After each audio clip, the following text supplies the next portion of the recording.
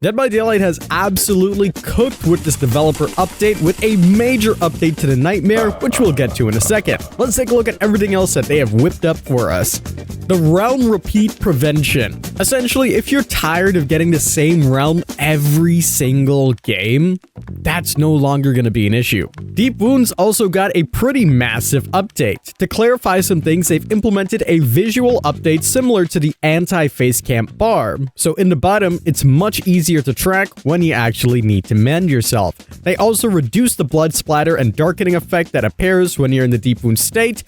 That used to serve as a subtle way of letting you know that you needed to mend, but now that the bar is there, there's really no need.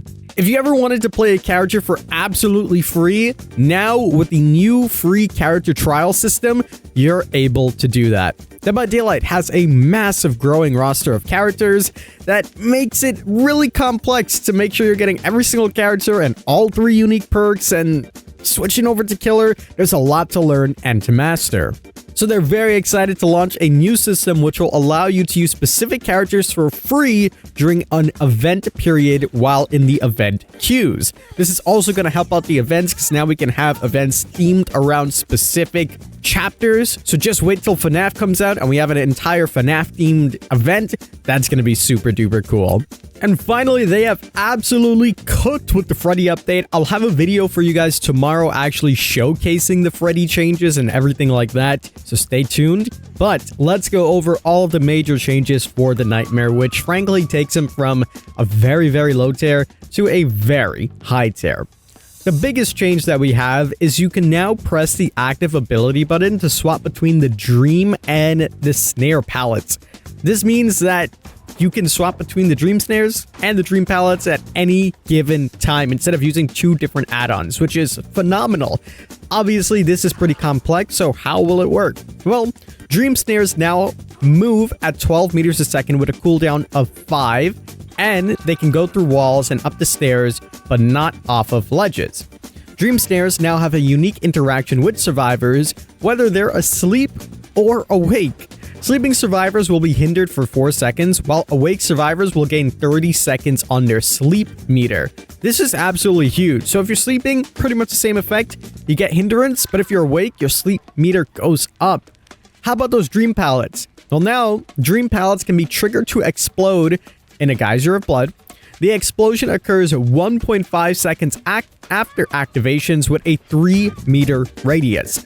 When a sleeping survivor is hit, they become injured. So essentially, this makes it so much better. Instead of just getting a free hit because the survivor drops the pallet, now if they're next to it, it blows up. And if you're awake, this will add 60 seconds to your sleep timer, which is pretty damn phenomenal.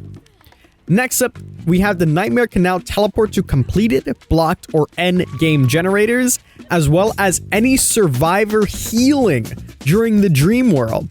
The dream projection on the healing survivor will teleport the Nightmare within 12 meters of their position. Upon completing a teleport, survivors within 8 meters will be revealed with Killer Instinct and gain 15 seconds to their sleep meter. So now you can teleport pretty much anywhere. Generators, people healing, anything like that. It's really, really awesome. The cherry on top is that the cooldown for teleporting has been increased from 45 seconds to 30 seconds. The only stipulation is that the teleport can no longer be cancelled, so no more mind games when it comes down to teleporting. Finally, what they've done is in the dream world, healing survivors will be revealed with Killer Instinct for as long as they're healing, lingering for 3 seconds once they've stopped. This will allow you to teleport and pinpoint exactly where they were. For survivors to combat being in the sleeping mode, they can now use any alarm clock to wake up, so it's not as oppressive, and after using said alarm clock, it will go on cooldown for 45 seconds, during which it cannot be used. There are a ton of add-on changes that actually got changed as well, which I'll display for you on screen right now. Honestly, Paintbrush is looking really, really, really good, so we're gonna have to wait and see exactly how that plays and how that feels, but honestly, Freddy is looking pretty buffed up. He's looking pretty damn good, and I'm really, really excited to see how he plays and exactly what's going to go into it. We'll test all of that out tomorrow on the PTP when it comes out at 11. We'll be live on Twitch there as well, so make sure you guys are coming out, twitch.tv/theking. We're still in our lengthy bidathon, lots of giveaways, lots of cool things to do. So that's going to wrap it up for me. I hope you guys did enjoy. If you did, leave a like down below, subscribe for some more awesome Dead by Daylight content. And as always, I'm the King. I tip my crowns to you guys, and we'll see you in the fog.